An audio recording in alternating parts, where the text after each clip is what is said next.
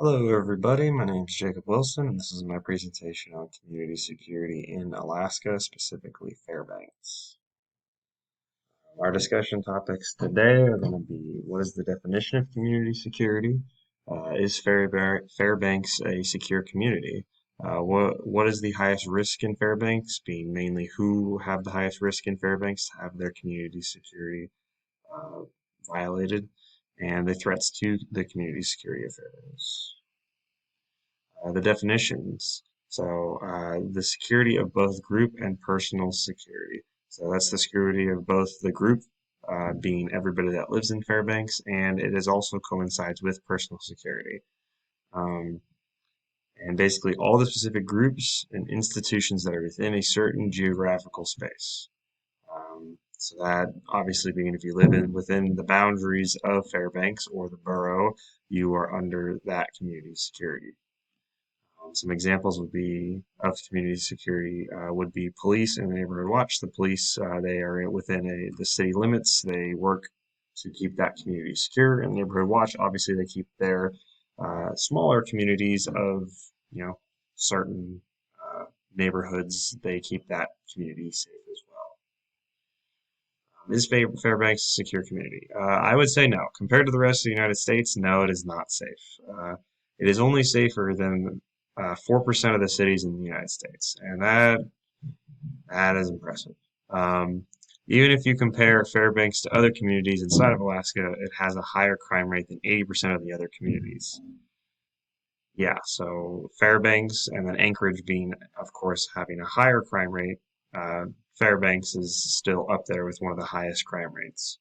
Um, few other cities in Fairbanks, or sorry, few other cities of Fairbanks size have this high of a crime rate.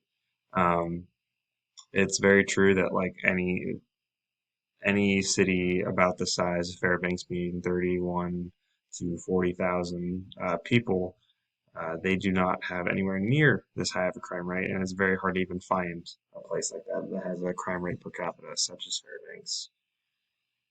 Who has the highest risk in Fairbanks? Well, we talked about last week the violence against women, and Native Alaskan women are at very high risk to have their community security violated in Fairbanks. They have to deal with a high sexual violence rate towards this group, and since personal security and community security coincide together, then obviously it is an issue for both. Since there's nothing to do during the winter, it kind of seems like a lot of people drink more, um, especially when it starts to get dark and people aren't taking their happy pills, and it gets pretty depressing from what I've been told. And alcohol is a light for a lot of people, so it creates many drunk drivers, and then the ice conditions on the road only make it worse. Um, but the real thing is people's property is the highest risk uh, due to the decrease in violent crime and the increase in property crime. Fairbanks has an average of 44.4 people per 1,000 to have property crime against them per year. The national average is only 24. Um, it's been decreasing in violent crime over the past decades and an increase in property crime. So property crime is one of the uh, you know one of the worst things that could happen right now in Fairbanks. Um, I think it's something like the website I was using was 1,200 crimes per year are property crime versus um, the like 200 violent crime. So it's a huge difference. The threats to community security, I would say alcohol is a huge threat since it is one of the reasons for 80% of the sexual violence caused against Native women of Fairbanks. It's also I think it was 80% for Native women, and then maybe around, I think it's 40 to 50% for all other violent crimes or sexual violent crimes. There's also a reason for a lot of motor vehicle accidents. We have to deal with it all the time. People drunk driving, T-boning someone, trying to get onto the highway, T-boning someone, um, or just losing control and then having a slower reaction time so they don't correct and then they just spin out.